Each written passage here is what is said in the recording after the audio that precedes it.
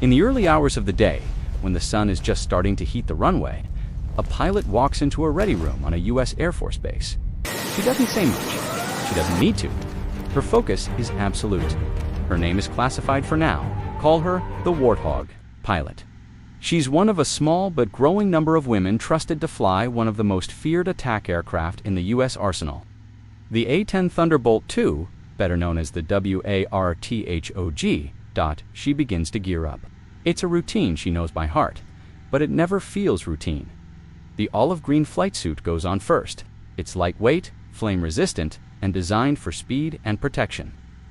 Then come the boots, tight and reinforced.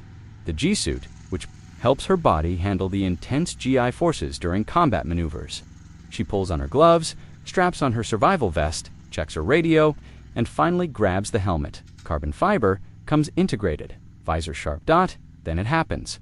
The red light flashes.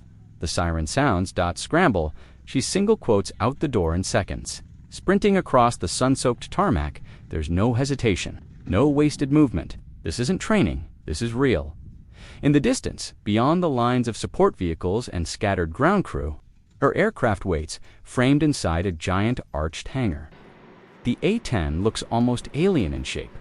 Twin engines mounted high, its nose heavy and built around a 30mm Q-8 Avenger cannon. It wasn't made to look pretty. It was made to survive, destroy, and return. And she's trained for exactly that. As she approaches, crew members already have the ladder down. She doesn't climb in just yet. First, they'll walk around. She circles the aircraft quickly but precisely. Wings, flaps, fuselage, tires, fuel panels, weapon mounts. Everything is scanned with the kind of attention only years of training can develop. Only when she's satisfied does she climb into the cockpit. The canopy drops. The world outside fades to a dull hum. Inside, it's quiet, almost meditative.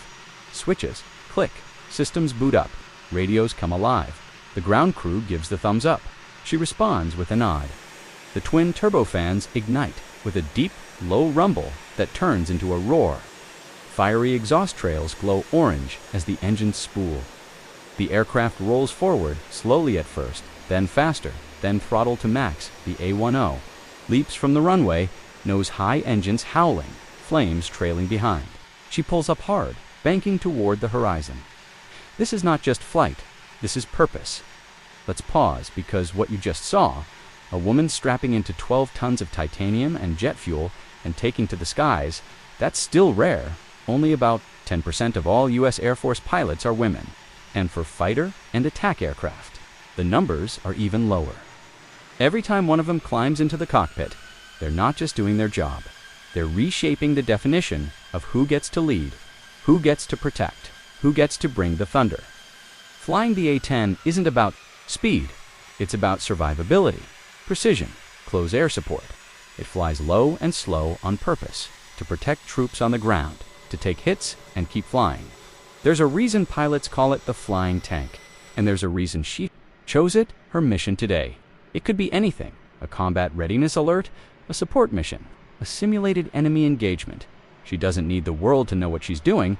She just needs to do it perfectly.